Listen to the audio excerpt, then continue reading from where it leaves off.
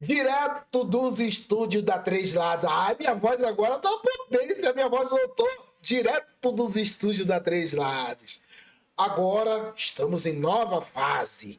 Não é mais pré-candidato, é candidato a quem passou pela convenção. Então, hoje o termo pré-candidato vai ficar para trás. Agora é candidato, porque passou na convenção, é candidato. Eu acho que ainda não pode fazer campanha, né? Não pode ainda fazer campanha. Mas aí eu vou esclarecendo conforme o tempo. Então, candidato agora.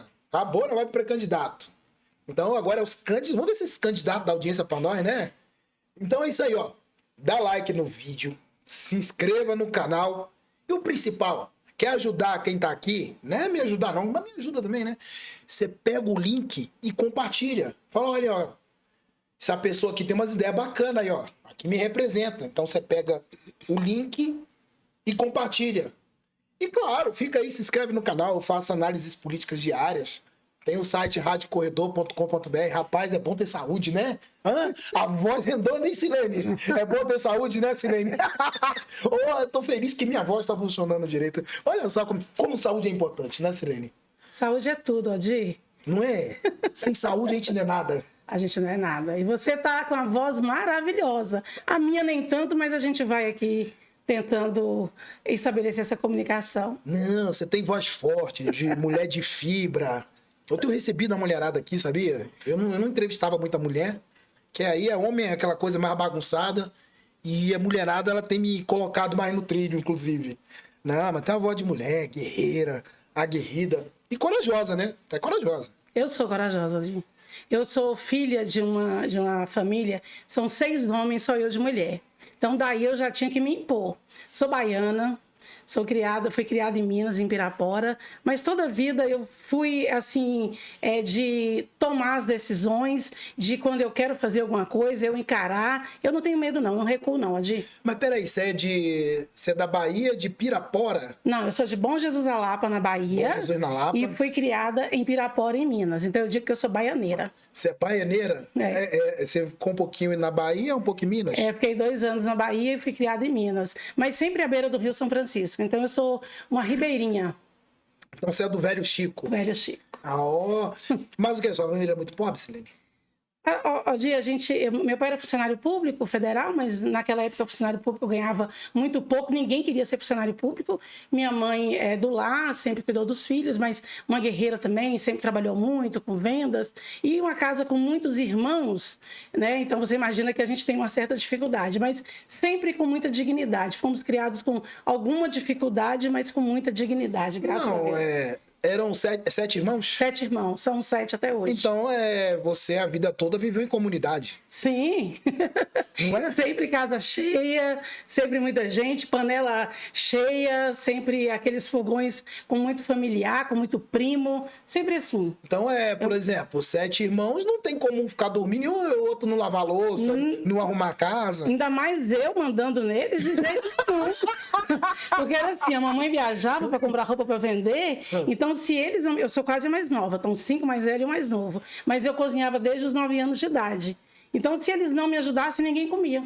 Eu sempre fui muito democrática, entendeu? Todo mundo tinha que ajudar. Eu sei, mas pô, uma casa de 7 irmãos não tem como ninguém ser egoísta. Você não tem egoísmo num lugar que tem 7 pessoas, 9, né? Vamos dizer assim. 9. Seu pai e sua Ainda mãe. Tinha um primo que morava com a gente, 10 pessoas. 10 pessoas na mesma casa. Então, vocês devem ter aprendido... A conviver, compartilhar, sim. Sim. Isso aí sempre foi ensinado pra gente.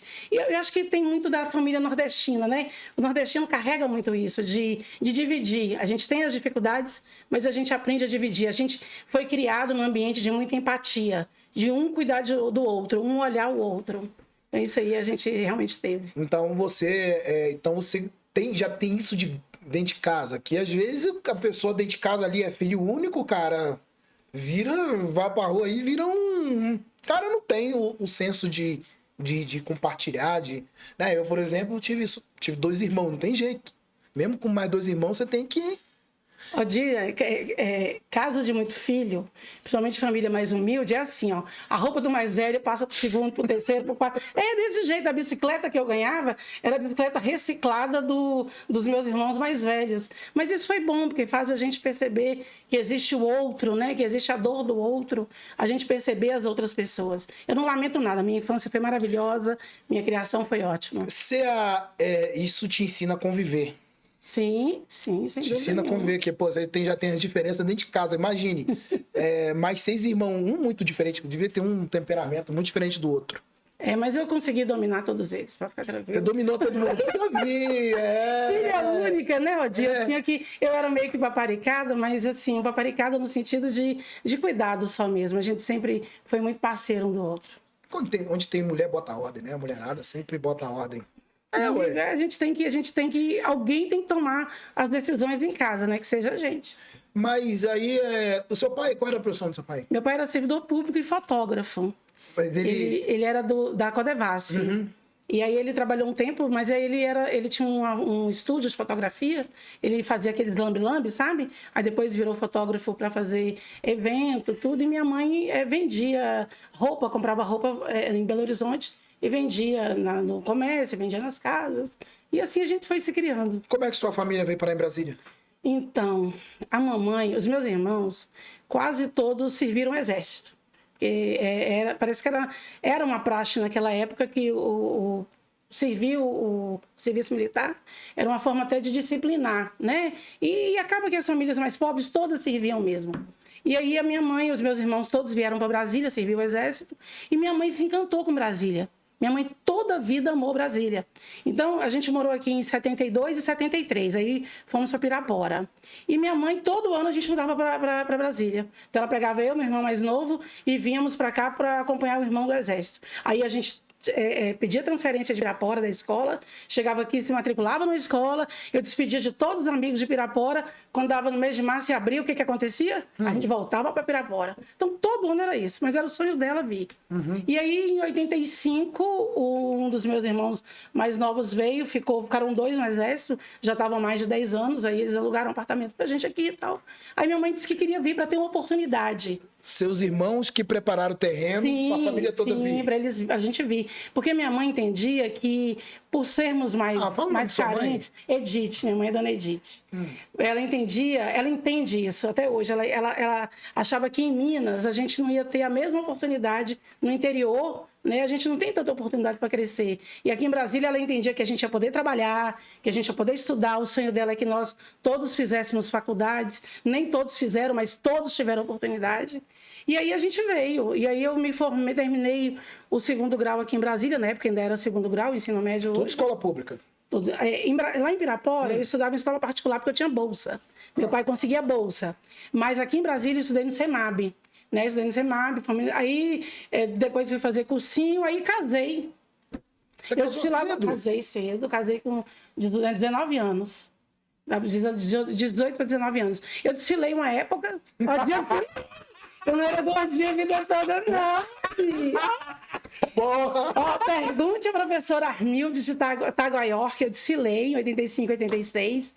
A gente, o primeiro grêmio secundarista que teve no Distrito Federal pós-ditadura militar foi criado por nós lá no SEMAB.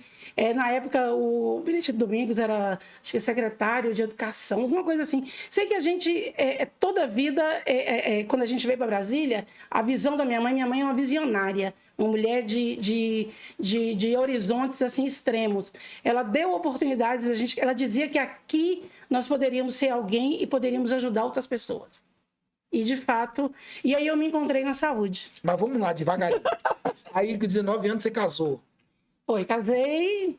Sou casada até hoje. Uhum. Meu marido chama Wilson. A gente está há 34 anos juntos. Tenho 2 filhos. E aí eu tive que parar a faculdade naquela época, né? Aí você estava fazendo faculdade de quê? Não, eu ia começar a faculdade. Eu estava no cursinho. Aí fui logo ter filho. E aí o que eu fui fazer? Fui vender marmitex. Vendi marmitex. Uhum. Vendi roupa. Porque na minha cabeça, meu marido trabalhava numa empresa e eu tinha que ajudar em casa. Aí dava aula particular. Uhum. E aí a gente pensava assim... Um aprendizado da sua mãe. Sua mãe também ajudava em casa. Sim, Sim, eu nunca entendi que a mulher não é feminismo, não. É questão de entender que é um casamento. O casamento é uma relação de duas pessoas onde a gente, para construir, os dois têm que contribuir. Né? Então, eu trabalhava, meu marido trabalhava numa empresa e eu dava aula particular, vendia marmitex, vendia queijo. Eu tenho uma facilidade para vender incrível.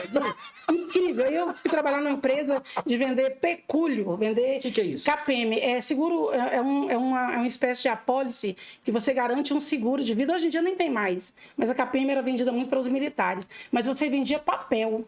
E aí, o que acontecia? Eu, na corretora, eu fazia a venda. Quando eu chegava na casa das pessoas, eu acabava desistindo de fazer a venda, porque eu ficava com dó das pessoas. Às vezes eram pessoas muito humildes, e eu sabia que muito daqueles papéis as pessoas não iam conseguir resgatar. Então, eu não vendia. Aí eu dizia, não, faz assim, faz uma poupança, esquece isso aqui. Aí até fui mandado embora da empresa.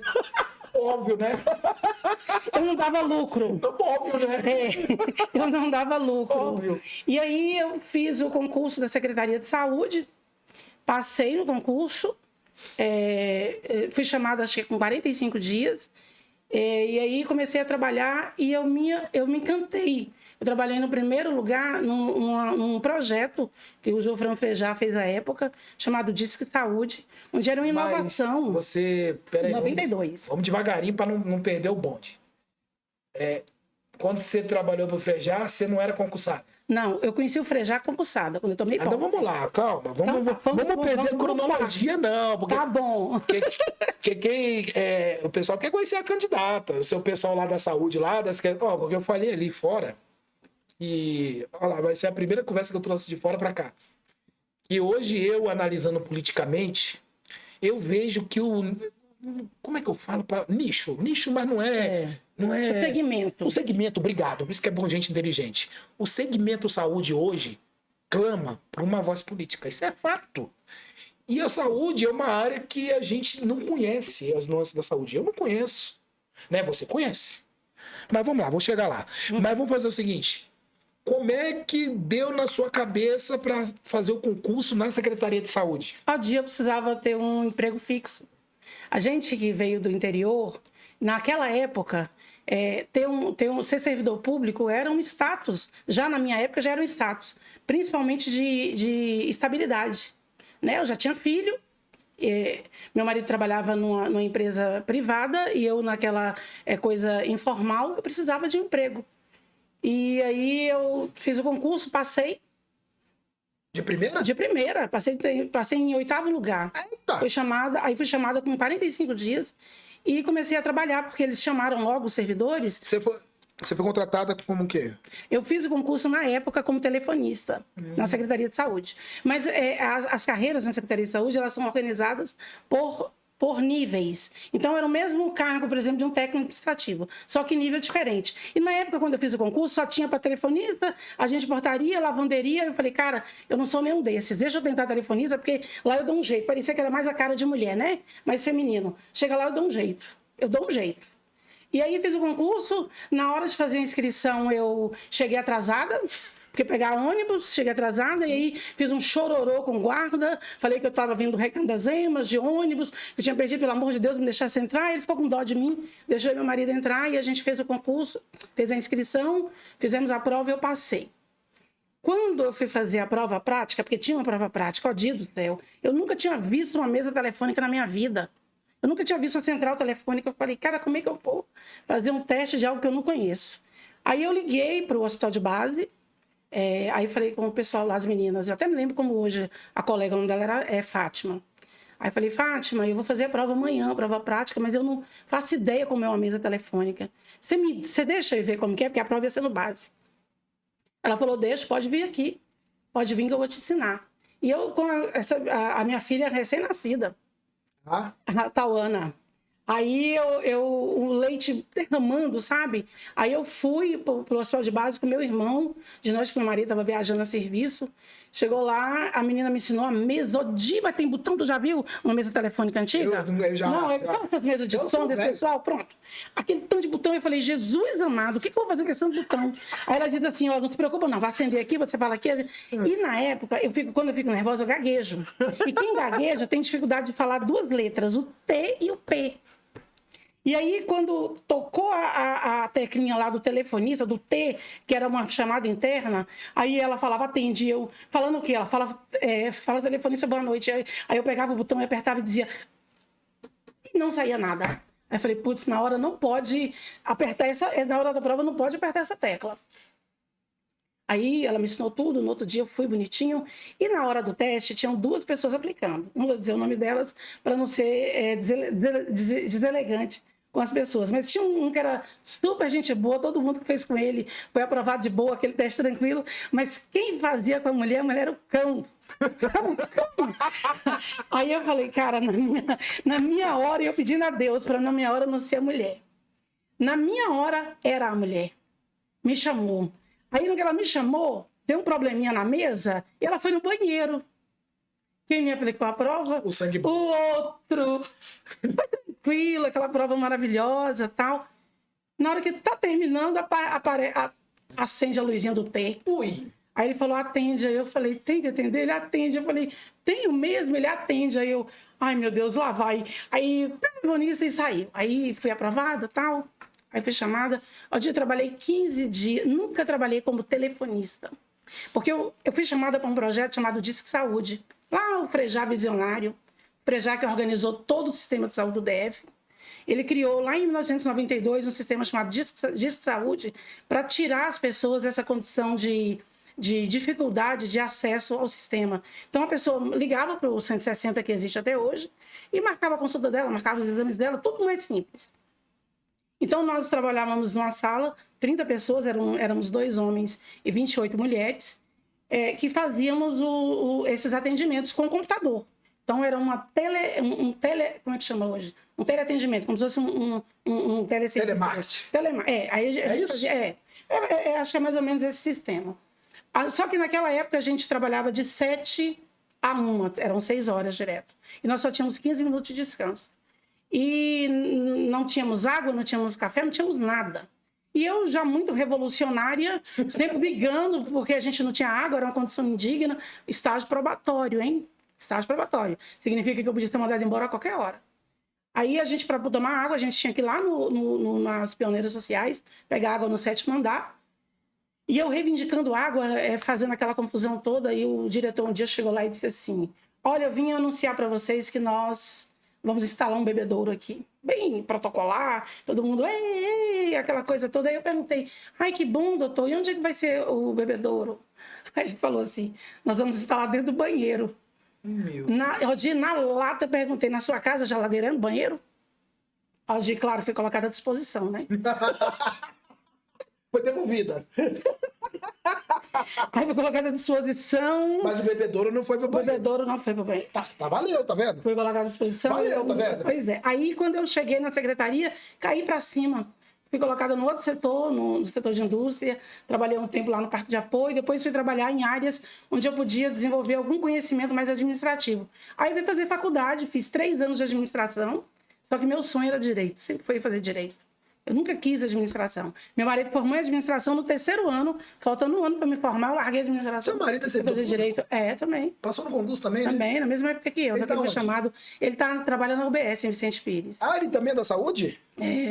Eu tenho 30 anos de secretaria, ele tem 26. Vocês são tudo da saúde, né? Minha filha é psicóloga e sua filha é psicóloga. E meu filho é educador físico. Educador físico. E minha nora, a saúde lá em casa domina, a gente gosta. Vocês gostam, né? Aí eu passei no concurso da Caixa Econômica. E eu podia ficar nos 2. Na verdade, eu não podia ficar nos 2, eu tinha que optar por um. Eu, minha mania, fui fazer o teste. A gente fez um treinamento na Caixa Econômica e eu falei com meu marido, mas eu conheci muita gente que tinha ficado nos 2, por um tempo, mesmo não sendo tão legal. Seu microfone, mesmo não sendo tão legal. Aí eu fiz o treinamento na Caixa, dei a entrega do meu PASEP, que é um documento que a gente tem, né? Geralmente a pessoa que é servidor da área privada tem PIS e o servidor público tem o PASEP. E na hora que eu fui na Caixa, eu entreguei o PASEP. Eu falei com meu marido, amor, não vai dar pra gente esconder que eu tenho outro vínculo por um tempo, porque eles vão descobrir por causa do PASEP. Aí meu marido falou, não tem importância. Se descobrir, você declara e aí você faz uma opção. Aí, beleza. Quando foi na hora de entregar os crachás, a mulher do treinamento lá, eu já tinha sido convidada no treinamento para ir para uma agência de Taguatinga para assumir um cargo de assessora da gerência, que eu me destaquei muito no treinamento. Ao dia, quando chegou na hora de entregar o crachá, eu com medo, né? Falei, pô, vai ser eu, eles vão descobrir, vai ficar chato isso e tal. Aí a mulher falou assim, olha, hoje os crachás não vão poder ser entregues porque os crachás deram problema. Um crachá deu problema aqui, porque a pessoa não pode assumir o cargo na Caixa. Aí eu fiquei pensando, sou eu. Aí fui falar com ela. Aí eu falei, olha, eu sei que o que deu problema foi o meu, tal. Aí ela falou, por quê? Eu falei, não, porque eu também sou servidora do GDF, mas eu estava em dúvida em qual dos dois optar. Aí ela falou, não, o seu tá prontinho, nem deu problema. O problema foi outro, mas agora que você me contou... Tchau. Você me contou. Aí eu tinha que escolher um dos dois, eu resolvi ficar na saúde. Eu não tenho dúvida que na Caixa eu teria crescido muito, eu estaria ganhando muito mais, mas eu não sei se eu me realizaria... A Caixa tem um plano de carreira e tanto. Mas eu não sei se eu me realizaria como eu me realizei na saúde. Eu gosto da saúde. A gente é útil, Odir. É verdade. A gente é útil, a gente consegue ajudar muita gente, sabe? A gente aprende muito. Mas você sempre, né, nesse tempo, é sempre administrativo, né? Sempre trabalhei na área administrativa. Que é o coração, né? É engraçado, você tocou num ponto curioso que as pessoas não conhecem muito. Quando se fala em saúde, remete-se logo ao médico, ao enfermeiro, à área de assistência, que sem dúvida nenhuma é a ponta, vamos dizer que seria a atividade fim. Mas tem uma atividade meio que faz essa engrenagem funcionar. Só existe a assistência porque tem a área administrativa todinha na atividade meio, preparando a assistência. Né? Então, hoje, se a gente vê aí na televisão, tá faltando a medicação, não sei o que. Para aquele processo acontecer, é toda uma área administrativa que prepara aquilo.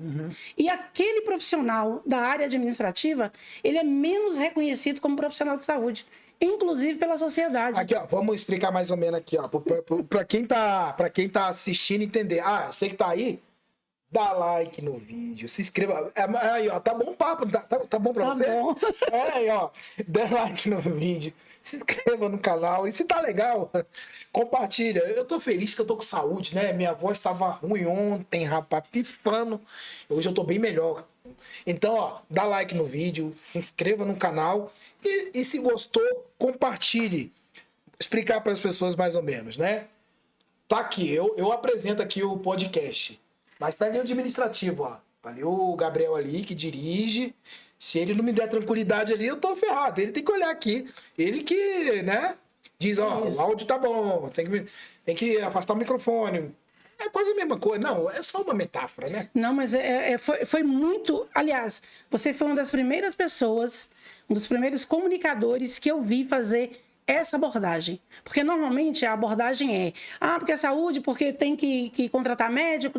Tudo bem, a gente sabe que a atividade fim é a essencial, é a que faz assistência. Mas sem a atividade meio, ela não funciona. Então, é de fato uma engrenagem. E aí eu já vou falar agora como servidora, tá? Como alguém que fala que para a gente poder entregar saúde, para a gente poder ofertar saúde à população, a primeira coisa que tem que acontecer é o trabalhador da saúde estar totalmente motivado, engajado e comprometido. E o que motiva o ser humano? É suprir as suas necessidades básicas, né? Para poder estar aqui hoje, você precisou se alimentar bem, você precisa ter uma condição de moradia digna, você precisa estar com a saúde. É toda uma conjuntura para que o Odir chegue aqui e consiga fazer esse programa com tranquilidade, com serenidade. A mesma coisa o profissional de saúde. Então, a gente vê ao longo dos anos que algumas categorias foram muito valorizadas, inclusive no discurso. A gente fala aqui agora de uma pandemia onde a gente viu colegas nossos tombarem na linha de frente, mas o que a área meio ficou fazendo? Ficou dando suporte para que essa linha de frente trabalhe. Porque senão eles tombariam muito mais rápido. Mas então, eu acho muito interessante. Você pensou, pô, você tá ali, né, pô, tá faltando luva. Pô, acabou a mina no cara. Isso tira a vontade da pessoa. Di, olha só. Não... Vamos lá, você tá aqui apresentando, falta uma água pra você molhar a garganta. Não, que aqui não falta, né? Aqui tem até Coca Zero. Não, mas... É isso. Eu acompanhei você.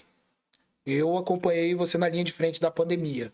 E, cara, a gente tinha em toda a cidade, em todos os cantos, na nossa família, um clima de extremo medo. Com medo de morrer a qualquer momento. Tanto que as igrejas eram lotadas. É isso mesmo. Não, o pessoal pra igreja pedindo a Deus para não morrer. É isso mesmo. Porque, assim, eu lembro quando na época que você comandou os testes, né? E como a pessoa ali sabia que estava positivo, o desespero da pessoa. Aí vinha lá aquele pessoal da saúde, né? Conversava, calma, né?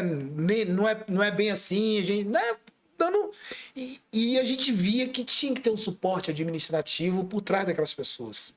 Porque quem foi protagonista de verdade foi os servidores da saúde. Sem dúvida, Odi, mas a gente recebeu muitas palmas, muitos elogios, mas o reconhecimento real, Odi, do ser humano, dessa necessidade básica, que a gente fica muito feliz com o elogio, com as referências positivas, mas a gente paga a conta.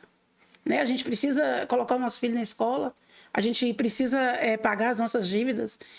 Quando você fala que o trabalho que eu fiz, veja, até na hora de você fazer a referência, a gente faz referência à assistência. Na verdade, eu não comandava os testes, eu comandava o processo de trabalho para que aquele serviço fosse ofertado à população. Eu fazia o recrutamento, eu era subsecretária de gestão de pessoas. Então, um exemplo, na dengue, anterior à pandemia, eu me lembro que o primeiro desafio nosso foi em 2019, quando eu recebi uma ligação no sábado, às 20 horas, se eu não me engano, no mês de março, acho que março, o Osneira, secretário, me ligou e disse assim: Silene, o governador mandou a gente abrir algumas tendas de dengue amanhã.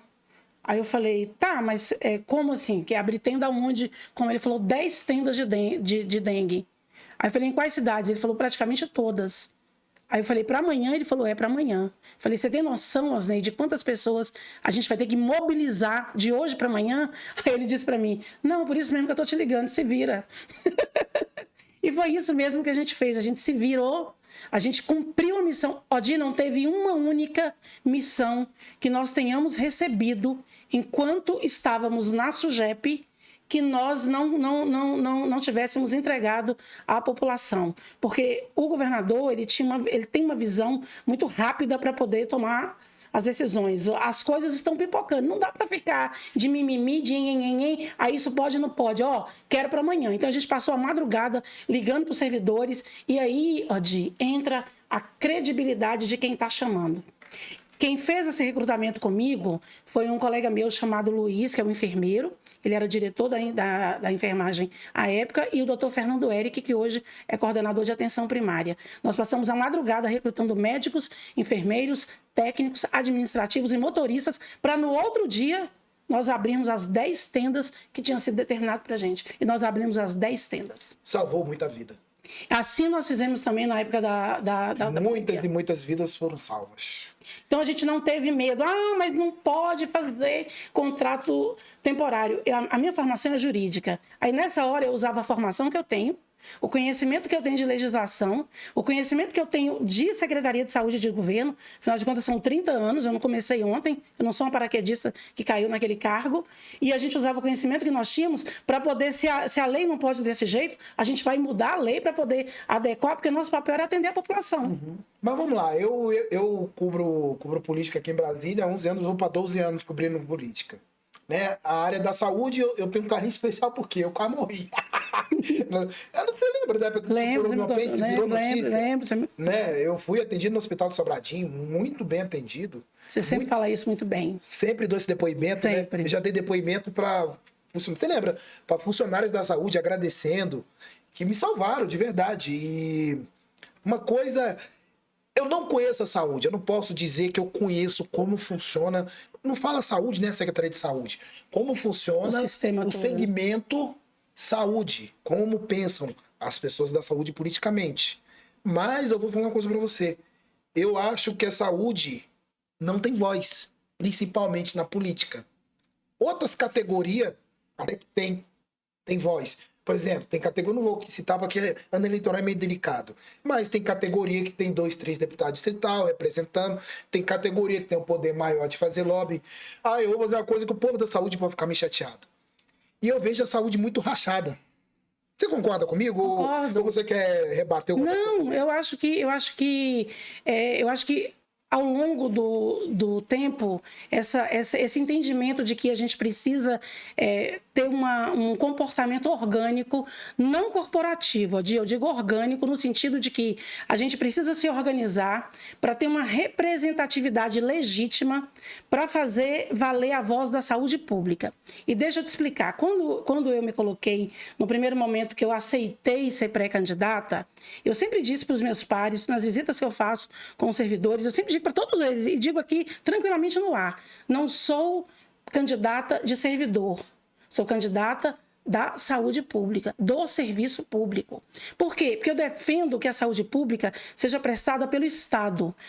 A Constituição prevê que pode haver algumas atividades complementares e aí, por exemplo, a Secretaria de Saúde agora lançou, acho que um credenciamento para poder contratar hospitais privados para fazer cirurgia. Eu conversei isso com a secretária e disse que nós não vamos dar conta de zerar uma fila de 12 mil pessoas esperando cirurgia só com o nosso sistema de saúde. Não vamos dar conta, porque a gente tem uma dificuldade de contratar anestesistas, porque o valor que a gente paga ainda é muito baixo e a burocracia do serviço público atrapalha muita coisa. Entende, Adir? Então, eu digo para o servidor o seguinte, que eles vão ter uma voz que vai defender os direitos do servidor. Mas, primeiramente, nós vamos defender o direito do paciente.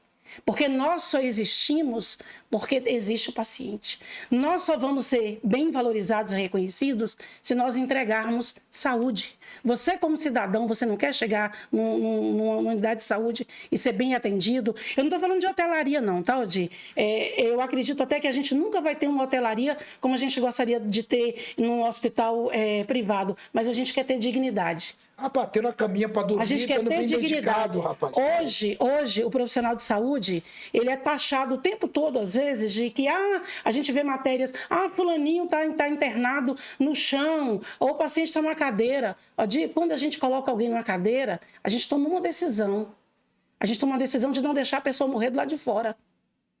Então, não ter a maca não dá o direito da pessoa de deixar ele do lado de fora. No hospital privado, se você chegar e não tiver nem plano de saúde, nem dinheiro, tu vai morrer do lado de fora.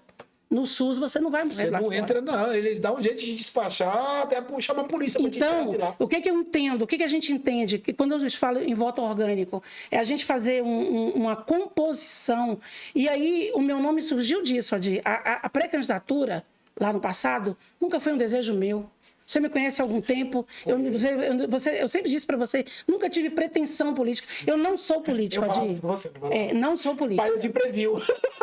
Odir, eu não sou política. Eu sou uma servidora e uma cidadã que acredita que a política é um instrumento poderoso para a gente transformar realidades. Não, porque é o seguinte, deixa eu te contar uma coisa. Vai que você é eleita lá pelo Avante. Falo vai porque eu não gosto de ficar prevendo o futuro. O Pai Odir, e aí, Pai Odir? Mas é até contra a lei de Deus, você sabe, né? Tá tentando... Sim, é brincadeira, Odir. Não, eu sei, a gente tá aqui descontrair. É que as pessoas ficam querendo que eu adivinhe quem vai ser eleito. Então, sei lá, porra. Saiu um palavrão. Sei lá, pô, quem vai ser eleito, eu só adivinha, cacete. Mas é o seguinte, que eu vou te contar um negócio aqui. Até pro seu pessoal aí que tá assistindo...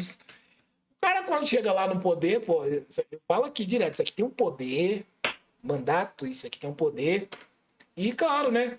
Pô, não mexe naquela pauta ali não, que me incomoda. Pô, eu te dou um carguinho ali, eu te dou um negócio ali.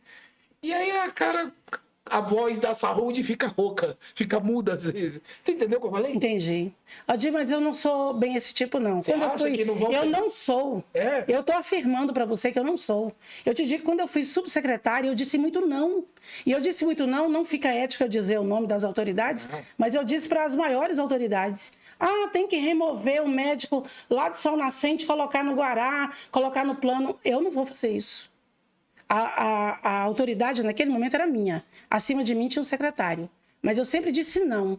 E se o secretário me perguntasse, eu dizia, olha, o senhor pode fazer porque o senhor tem essa competência e essa autoridade, mas eu te recomendaria não fazer. Como é que eu vou tirar um profissional de uma área muito mais carente para mandar para uma região administrativa que tem menos, que é menos vulnerável só para atender pedido de A, B e C?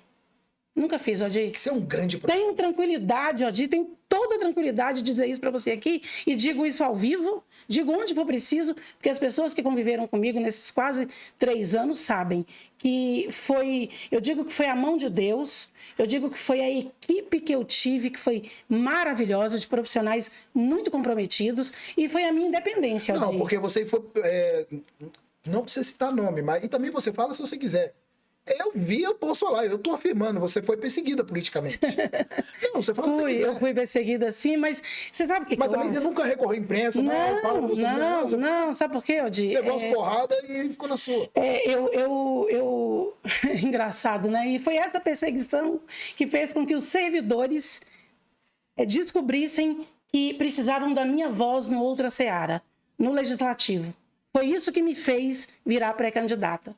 Eu não me preparei para isso, mas eu entendo que eu tenho condições sim, eu tenho conhecimento, eu tenho trabalho, eu tenho coragem, e eu tenho um amor muito grande pela saúde pública. Então, quando eu digo que lógico, a gente tem várias outras pautas que eu consigo transitar em várias outras pautas, mas a saúde é a área que eu domino, que eu conheço bem. Se eu falar uma coisa, eu já falei aqui, até quando teve um rapaz aqui, eu falei que se você sofre um acidente na rua ali, você pode ser um bilionário, você vai parar no hospital público. Aquele repórter da Globo, ele foi saqueado, ele foi para onde primeiro? Foi pro hospital de base, o Gabriel Luiz. Depois que ele foi para outro local. Ele foi lá só para hotelaria. Claro, pronto, também então... é tudo bem. Mas o excelente atendimento do hospital de base por servidores públicos, eu salvo também... Até você ter condição de estar estabilizado, saberem quem é você, que você tem um plano de saúde. E eu acho que é justo. Eu só acho que o plano de saúde tinha que ressarcir o SUS, né? Porque até hoje isso aí é de 30 anos, quando eu entrei, quando o cartão SUS foi criado pelo governo federal, já era para fazer essa cobrança, essa contrapartida, e até hoje a gente não tem, né? As pessoas usam o sistema público de saúde, quando ela está bem estabilizada, bonitinha, aí ela vai para a hotelaria para ficar de uma boa recebendo as visitas. Mas na hora que ela esteve lá bem estrupiada mesmo, foi o SUS que atendeu. Mas o que eu quero te falar? Eu lembro até outro nome também que sofreu um acidente numa madrugada e foi parar no base. Eu lembro do Valmir Amaral. Lembra do Valmir Amaral? Lembro. Senador Valmir Amaral. Você lembra desse episódio? Lembro sim. E, Odir, são vários. Odir, a gente, enquanto servidor da saúde, a gente recebe ligações todo dia de gente mais conhecida, menos conhecida, de anônimos, pedindo favor, pedindo por alguém que teve alguma coisa. E esse é um dos meus sonhos, Odir. E sempre foi uma coisa que sempre me incomodou. Porque eu até não me privo de ajudar as pessoas, seria hipocrisia minha dizer que a gente não procura ajuda para os amigos, para os parentes, mas sempre me dá uma certa desconforto, porque eu fico pensando naqueles que não conhecem ninguém.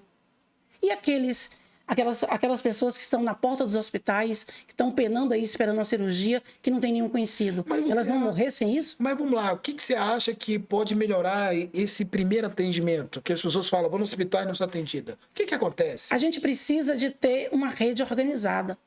Os serviços nossos estão muito desorganizados, Odir.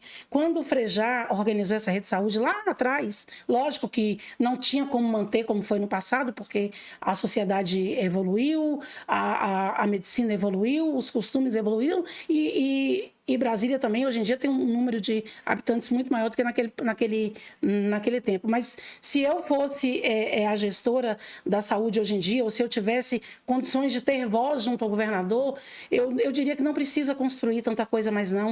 Nós precisamos organizar os serviços. Para nesse negócio aí que você falou. Não precisa o quê? Construir tanto hospital. Não, a gente precisa organizar os serviços. Mas, por exemplo, o pessoal quer o hospital em São Sebastião.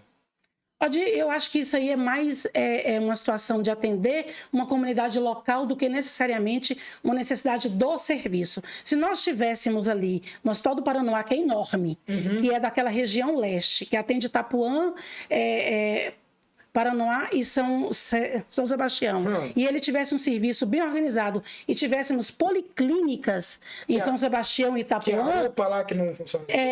Porque a UPA, ela é o quê? Ela é o primeiro atendimento, né? A policlínica é o atendimento secundário. O que é? É quando você saiu da internação, a UPA, na verdade, ela só serve para estabilizar o paciente. Então, o primeiro contato é quando você chega no hospital particular. Você chega no hospital particular, você dá entrada num box, não é assim?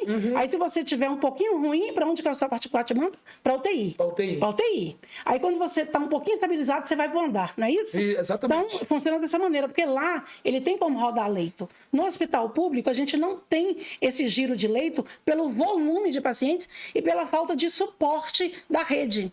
Então, o paciente chega num pronto-socorro, que ele deveria ficar 24, 48 horas. Na verdade, ele deveria dar entrada numa UPA, ficar 24 horas. Depois ele viria para o pronto-socorro, se fosse o caso, e estabilizar lá num box, ou depois ir para uma UPA, depois ir para o andar. Aí depois ele teria que ter a policlínica e os ambulatórios para ele continuar o tratamento dele. Antigamente a gente tinha isso, o ambulatório de egresso. Na época do Frejá funcionava bem. Você saía de uma internação, você já saía com todas as suas consultas marcadas. Você entrava no sistema.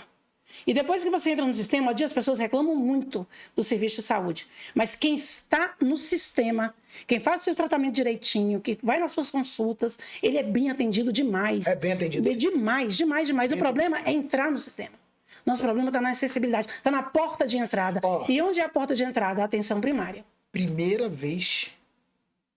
O quê? O que tem? Você tá me dando cola aí, tá achando que eu vou disfarçar? Ela acha que... Cadê o UBS o quê? Fala aí. UBS... Prevenção. Na atenção, cola, ela acha que na atenção primária, que é a unidade básica de saúde, que antigamente a gente falava de postinho de saúde, né? Mas no postinho de saúde. Então, hoje, ela é organizada, não interessa o nome. Se é unidade básica de saúde, se é posto, mas lá é a porta de entrada. Então, lá serve para prevenir e promover. Promover saúde. Porque antigamente tinha os programas e hoje ainda tem. Então, se nós tivermos mais equipes de saúde da família funcionando na sua totalidade, com médico, com enfermeiro, com agente comunitário de saúde, aquele que vai buscar... que vai fazer a visita em casa. Porque uma pressão alta, se você pegar ali antes, você tá com pressão alta. Já é um indício para teu infarto ou não. Claro, ali você pode ter uma série de doenças que você previne e você promove saúde. Aí o hospital é quando você já está doente, que aquela fase preventiva e promocional não resolveu o teu problema, tu vai para o hospital. Então, tu é ali, em tese, uma internação média de doença onde a pessoa não está tão grave, ela fica ali 5 dias. Depois ela tem que ter um acompanhamento. E é isso que não está tendo mais hoje. Quebrou. E eu não vejo ninguém falando isso na tribuna. Quebrou. Isso quebrou, Então a gente tem que organizar o sistema. Eu dei uma ideia para uma pessoa do governo esses dias sobre a farmácia volante. Eu até tinha conversado com o deputado João Cardoso, ele falou na tribuna, deu ideia também, mas ela não vingou por lá. Mas eu vou bater nisso. Por quê? Porque nós temos farmácias para dispensação de medicamento e farmácia clínica nas unidades de atenção básica. Né? Então, você vai, na maioria das UBSs, tem farmacêutico. Mas a área rural ou as áreas mais distantes, a pessoa não tem o farmacêutico. Então, o que acontece? Ela consegue um médico uma vez no mês. Ou uma vez a cada 4 meses. Aí o médico dá a receitinha para ele, você tem que tomar o losartano, o hidroclorotiazida, isso. Aí ele chega no posto e não tem a medicação. O que ele vai fazer, Odir? Ele vai abandonar o tratamento. Porque ele não vai ficar deslocando de onde ele mora muito longe para ir lá não sei aonde pegar o remédio. Então, a gente deu a ideia de fazer a farmácia volante. Porque tem legislação no Conselho Regional de Farmácia que prevê essa farmácia volante. Como que ela funcionaria? Ela percorreria as áreas mais vulneráveis e as áreas mais distantes, um carro devidamente equipado, com o profissional farmacêutico, com o profissional administrativo, para atender aquelas comunidades, levar o medicamento àquela comunidade. E aí não é só levar o medicamento, não, é levar a assistência farmacêutica, porque o farmacêutico ele também consulta. Ele faz farmácia clínica, ele orienta. Uma medicação tomada errada mata. Então, nós temos formas de organizar o serviço, Odi. E isso aí você fala assim, Celene, mas isso é papel do deputado distrital? A minha garganta tava ruim, eu falei com a Janinha lá, que é da farmácia lá, ela toma essa pastilha aqui que você tá... É um profissional totalmente... Poxa, fiz direitinho, do jeito que ela falou, né? Ela é formada, isso, estudou bastante. Preparado para isso. Então, existem... A gente centraliza tudo no médico. O médico, ele é o escopo, ele é ali o profissional que detém a competência para fazer o atendimento, vamos dizer, essencial. Mas não quer dizer que o farmacêutico, o enfermeiro, o psicólogo, o fisioterapeuta, essa equipe multidisciplinar, ela é essencial. Então, a gente tem que organizar o serviço. Nós já tivemos um serviço organizado no passado. Nós já tivemos. Então, hoje, a gente carece de profissionais. Então, você não está falando de utopia. Não, nós já tivemos. Você não está falando de uma coisa utópica. Você está falando de um sistema que você viu, que você funcionou e foi desmontado por vários e vários governos. Eu vou te falar outra coisa. E mais, aproveita, emenda nessa... Eu quero que você comente uma coisa. A saúde, ela derrubou 2 governos.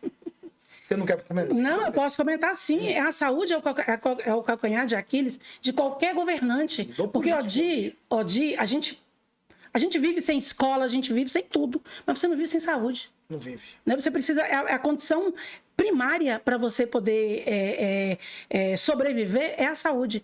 Então, não que eu estou dizendo que escola não seja importante, a segurança de forma nenhuma. Todos esses fatores são importantes para a nossa dignidade e cidadania. Mas a saúde, sim, é um problema e eu tenho certeza que o governador deve estar atento a isso. Na época que eu fui subsecretária, que eu fiquei de janeiro de 2019 até dezembro de 2021, nós contratamos mais de 12 mil pessoas, entre concursados e temporários. E nós aprendemos durante essa pandemia que nós quebramos alguns paradigmas. Antigamente, na saúde, não se admitia ter o profissional temporário. E o que acontecia nisso? Não ter o profissional temporário significava que a gente ficava com um déficit muito grande em algumas áreas, porque para fazer um concurso é demorado. Um concurso público demora de 8 meses a 1 ano. O próprio rito legal do concurso exige esse tempo. Então, você imagina, você zerou um cadastro reserva, você vai ficar mais 1 ano sem aquele profissional. E aí não se admitia fazer um contrato temporário porque existiam muitas forças sindicais que eram contra. Mas na educação isso já existe há muito tempo. E dá certo. A educação existe. Por que existe o professor temporário lá? Para cobrir justamente essas faltas eventuais. Mas nunca deixou de fazer concurso. Todo governo contrata-se milhares de professores. E na pandemia a gente viu isso, que a gente precisou fazer o contrato temporário. Por quê? Porque eu recebi a missão, como SUGEP, como subsecretária, dizer o seguinte, nós vamos abrir 2 acoplados. Na época, o vice-governador Paco Brito estava coordenando o comitê de captação de recursos para poder fazer os hospitais acoplados, e aí estava fazendo em Ceilândia e em Samambaia, e tinha que ter gente. E nós não tínhamos concursado, não tínhamos cadastro reserva, não tínhamos... Só ampliar a carga horária de gente que já está doente e cansado não resolve. Tínhamos que ter sangue novo, concorda? Concordo. Aí, o que a gente fez? Fez uma consulta à Procuradoria e contratamos mais de 4 mil profissionais temporários. E eles foram essenciais para nós. Então, eu entendo que a gente vai ter que mudar esse paradigma. E logo eles vão fazer concurso. Isso, aí antes de sair lá da SUGEP, eu deixei todos os concursos em andamento, tanto que já teve a prova agora para médico, enfermeiro. Peraí, vamos lá, agora você vai dar uma informação. Enquanto isso... Rapaz, é bom entrevistado que desenvolve. Pô, tá sendo uma aula isso aqui. Pô, você dá like no vídeo, se inscreva no nosso canal, né? Não, vale a pena se inscrever no canal? Vale muito, eu sou inscrita. Você é inscrita lá no canal? Claro. Não, aí, ó. Quem sabe eu tô com uma futura deputada aqui inscrita no canal, hein? Então, Pô, essa parte aí muita gente vai gostar. Então, quantas vagas de concurso você deixou lá azeitada? Olha só, as vagas, elas são dinâmicas, mas eu vou te falar que mesmo que o edital saia com 100 vagas, as pessoas não devem se preocupar com isso, porque a gente contrata milhares. Por exemplo, o último concurso público para enfermeiro tinha 10 vagas, já foram contratados mais de 2 mil. Desse concurso tinha 10 vagas? 10 vagas. E você vai, tipo assim... Não contrata até o 10? Não, você pode contratar o tanto que você precisar. Ah, você se a pessoa estiver lá no 4 mil, você contrata. E você tem o cadastro reserva, mas você pode contratar mais já. Além do cadastro reserva. Isso. Então, olha só. Eu deixei pronto o concurso de médico, de enfermeiros e cirurgião dentista. Esse já aconteceu no mês passado. Agora vai vir um concurso, já tem autorização para o concurso de técnico em enfermagem. Eu acredito que nós vamos contratar no mínimo 3 mil técnicos de enfermagem. Aí a gente vai ter o concurso da carreira de gestão e assistência pública à saúde, onde vão contratar os analistas, os técnicos de gestão e o pessoal que trabalha como técnico de radiologia, laboratório. Aí eu acredito também que vai ser em torno de 1.500 profissionais. Nós vamos ter o concurso de agente comunitário de saúde e agente de vigilância ambiental. Que precisa de gente comunitária de saúde? Precisa muito. Nós contratamos 1.000 temporários. Di, e se não fosse esses 1.000 temporários, você está vendo os números da dengue, não está? Se nós não tivéssemos esses 1.000, esses números estavam muito piores.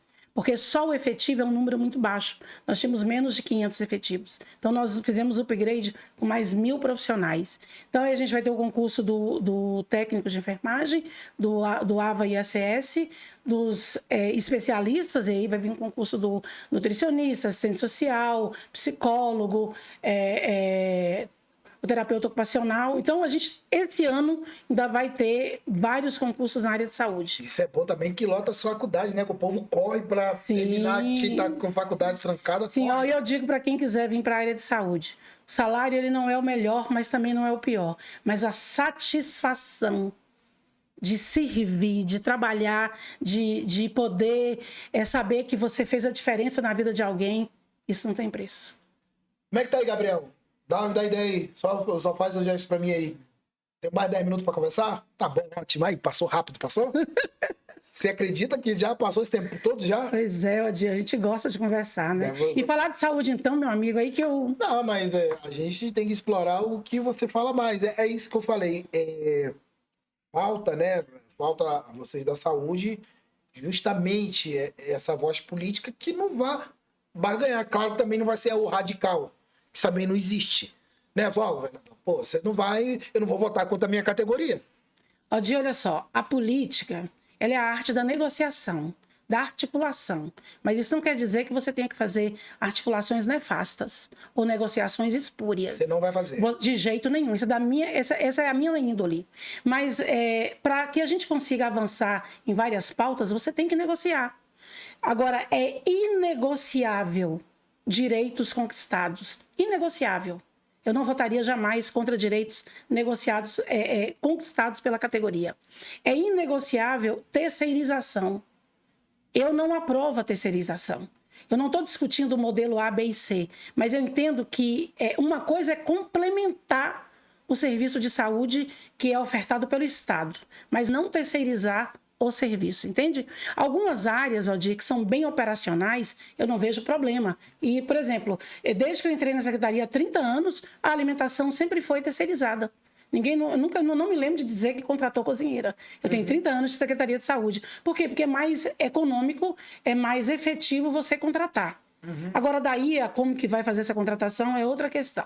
Né? Mas a área meio e a área fim, ela tem que ser prestada pelo Estado. E aí, quando eu disse para você, ainda há pouco, que eu não sou a voz, eu não quero ser uma candidata corporativa, de defender somente o interesse do servidor, virar uma xiita, não. Eu quero defender o serviço de saúde, eu quero defender o serviço público. Porque no serviço público está o usuário, que é o paciente, e o serviço público vai incluir educação, vai incluir outras áreas, serviço social, moradia, que eu tenho uma afinidade muito grande com essa área também, mas aí vai entrar o cidadão, vai entrar o servidor, vai entrar o serviço e vai entrar a estrutura. Tudo isso está incluído na bandeira. Então, para eu valorizar o servidor, eu tenho que entregar saúde. Eu tenho que entregar um serviço bom de moradia. Chega da gente estar o tempo todo vendo o paciente reclamar. Porque uma coisa, é o paciente reclamar de que falta um equipamento, que falta um medicamento. Outra coisa, ele reclamar do atendimento. O atendimento depende da gente. O atendimento depende de nós, de cada um de nós. Então, é o ser humano que está ali, que está vendo um outro ser humano. É isso que a gente precisa cada dia mais fortalecer. É isso que eu converso com meus colegas, converso com meus pares. Eu fiz isso durante 3 anos como SUGEP, mesmo na época de muito medo, como você diz. A pandemia foi uma época de medo para todo mundo, para nós também. Eu recebia colegas lá, a gente levava a doença para nossa casa, Odir. Nós éramos os agentes transmissores, porque a gente não podia parar de trabalhar. E também não tínhamos condição de mandar nossa família para hotel e nem o Estado podia pagar hotel para todo mundo. Né? Então, eu coloco muito isso, que a gente precisa, como servidor, como agente público, e para mim o político é um agente público. Eu eleita, eu não vou mudar meu status, Odir. Eu continuarei sendo um agente público, só que com mandato, com tempo. Porque o político é isso. O político que acha que ele vai ser deputado o resto da vida, ele está precisando procurar um psiquiatra. Porque tem gente que tem uma neura, que acha que ele se reveste de um poder. Eu sou deputado.Amigo, você está deputado, você está deputada. É que você não vê quando o cara pede mandato, pede poder, a depressão. Rapaz, tô vendo os caras aí tentando ser candidato. Rapaz. Amigo, isso acontece na mesma... O cara tá só a caveira, mano. O cara não consegue nem andar, mano. Olha, mas as pessoas... Você apega poder, meu irmão. Poder por uma... É por isso que é bom viver na simplicidade, cara. Isso que eu nem me vai Deus com isso aqui. Uma demonstração muito simples. O poder de um cargo, mesmo que não seja um eletivo, um cargo executivo, tem gente que se deslumbra com aquilo. Eu fui chefe de gabinete da secretaria, eu era o segundo nome na secretaria na época, porque o secretário me ouvia muito. Eu fui subsecretária de gestão de pessoas. Olha, são 53 mil servidores. Não é qualquer um, não. Não é qualquer um que comanda 53 mil servidores. E nunca mudei. O dia que eu fui exonerado, eu fiz um vídeo agradecendo a oportunidade. Eu vi o vídeo. Agradecendo, tranquila. Fizeram 3 dias de despedida, um chororô danado. Mas, Odir, passa uma semana, eu não lembro mais nem o telefone. Meu apego é 0 a cargo. É 0. Meu apego é 0. A vida volta ao normal. Eu sou a mesma Silene. O que muda é o meu tempo, às vezes. Quando você está investido em algum cargo, seu tempo é menor, então você demora, às vezes, a responder as pessoas, mas eu sou a mesma Silene. Então, eu não acredito que eu vou mudar em lugar nenhum. Mas eu peço a Deus também, Odir. Mas essas coisas que você está falando aqui, você vê, a gente não está falando daquela maneira formal, tu vê, aqui é diferente, né? O podcast aqui é diferente. É bem diferente, é bem tranquilo, a gente fica à vontade para falar. Não, aqui você, tipo, quem for assistir vai ver que você tá, tipo, já fazendo uns compromissos, de não mudar. Não é que realmente não tem que se vai descer, cara. É do mesmo jeito que a gente, vamos lá, a gente tá em local A, quando a gente estava em B, a gente não pode esquecer. Que você, olha só, eu de vez em quando vou lá no Paranoá, né? Sabe que eu sou lá, né? Sei. Eu não moro mais no Paranoá, moro no Sudoeste. Mas de vez em quando eu dou um pulinho lá no Paranoá pra ver de onde vim, onde eu morava. Essas origens, né? Sempre bom ter o pezinho no chão, né? Apesar que eu tô duro do mesmo jeito que eu era duro naquela época. Odir, Um pouquinho melhor, a aparência melhora um pouquinho, né? Assim, de quando eu te conheci, você melhorou muito. Melhorou muito, sim. Muito, tá bem melhor. Só pra falar pro pessoal, né, de contar um bastidor aqui, que a sua pré-candidatura nasceu de 2 blogs, o do André Ângelo, né, o Fala Comunidade, acho que não tá nem ativo o blog dele, e do Passarinho me contou. Passarinho. 2 linhas. Passarinho fofoqueiro. Ô, passarinho fofoqueiro. Você lembra das 2 linhas? Lembro, eu tenho ela. Alastrou?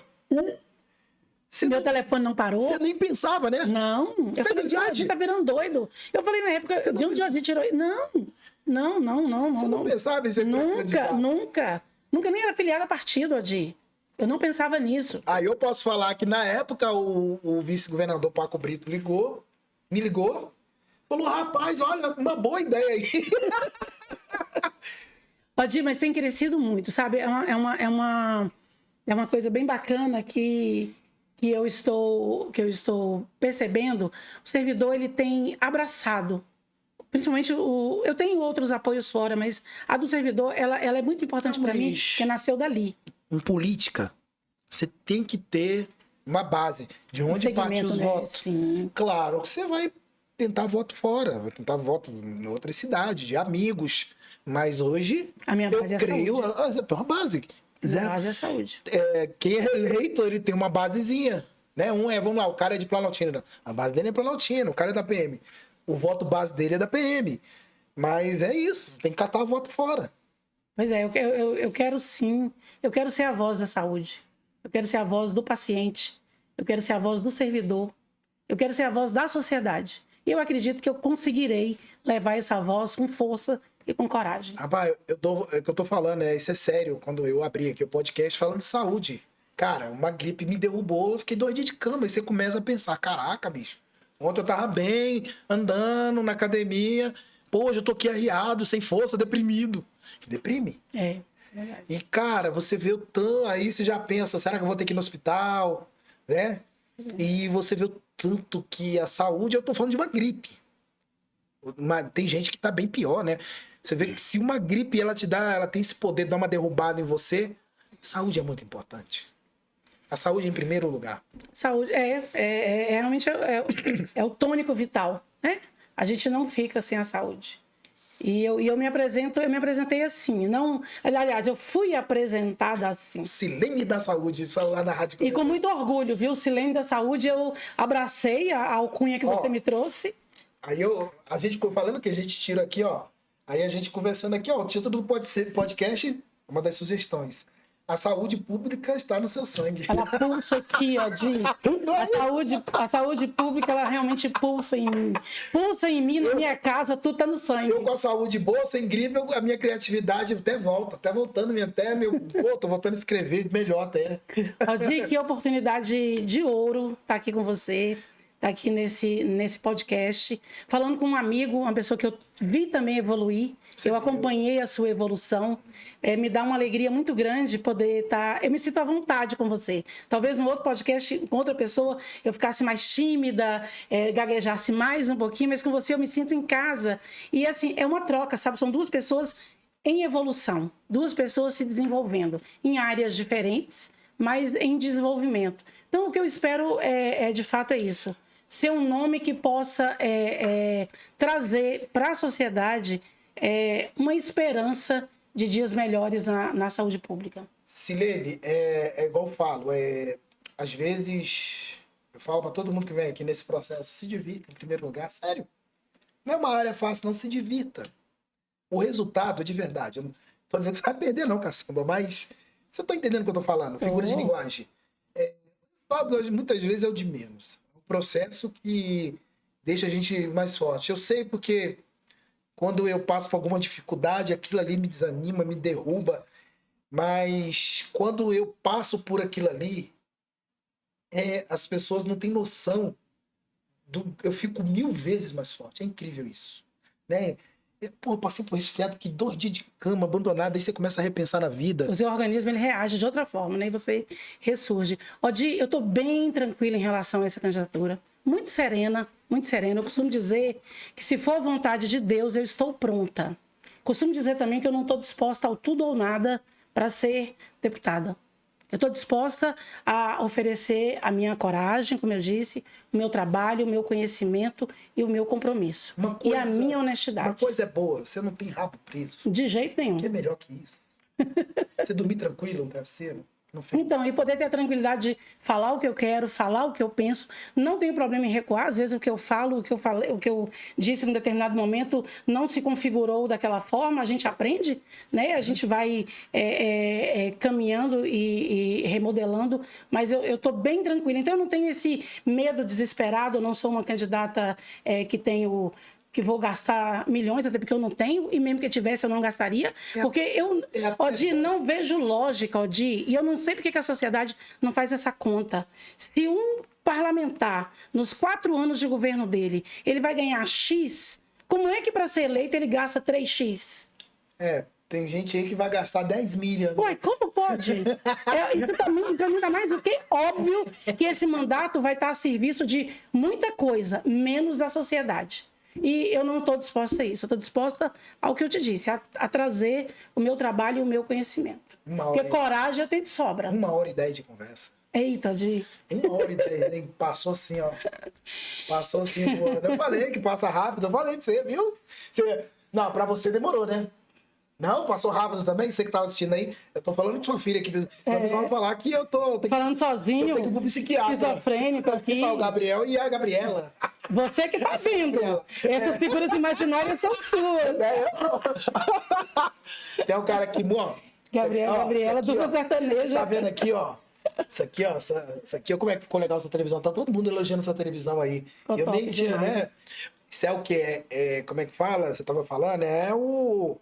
Como é que fala na saúde? O pessoal que foi na administrativa ali? Como é que você. É a área meia, o pessoal que prepara. A engrenagem é quem prepara tudo. Aqui é a área que para que o dia apareça com essa aparência Então. bonitão, com um tom maravilhoso, com um estúdio bem iluminado, com a aguinha na mesa. Gabriel já veio aqui, já deixou tudo muito certo. Gabriel, obrigadão, mas viu? deixa eu falar. Prazer conhecer. Valorizo demais. Às vezes as pessoas não entendem. Eu valorizo demais. Valorizo muito. Deixa eu agradecer minha filha também. Óbvio. Posso? Filha, a mamãe te ama. Acho que o Gabriel gostou de você. Gabriel, já tô saindo. Agradecer a minha filha que tá aqui comigo, mas o nome agradecer dela. a Tauana Gabriela, agradecer a família de Psicóloga. psicóloga da área de saúde, agradecer a minha família que está apoiando muito, agradecer aos amigos, aos apoiadores, a minha mãe que nesse momento não está podendo estar tão presente, mas de onde ela está ali... Vamos ela orar tá... por ela, né? Vamos Fazer uma corrente de oração. Se Deus quiser, mas ela é daquelas que vibra muito por esse projeto, porque ela acredita muito. Minha mãe sempre acreditou que eu sou capaz de tudo. E ela acha que eu não posso parar o que eu estou fazendo agora por um problema pessoal. Ela sempre diz assim, não, problema todo mundo tem. Você vai dar conta de fazer as duas coisas. E a gente está aqui firme. Eu acredito que o resultado eu não sei. Depende do povo e depende de Deus primeiramente. Mas eu estou pronta. É o que importa. Pronto ou não, tem que ir. É ou não é? É isso. Pronto ou não, só com vai. coragem, com medo, a gente vai. Eu jamais disputaria eleição quando eu detesto essa merda, mas quem tem vontade, quem tem dom, essa porra, eu ficar abraçando o povo, eu, né? Mas enfim. Eu acho que nesse processo tem que ter pessoas realmente que queiram enfrentar, porque, cara, é só nego que falar, não, ano eleitoral tem que ter cuidado. Eu tô escaldado de 2018. 2018 que tá na minha memória. Nunca mais vou esquecer o que aconteceu em 2018 comigo. Fiquei mais forte. Achei que não ia sobreviver. Entendeu?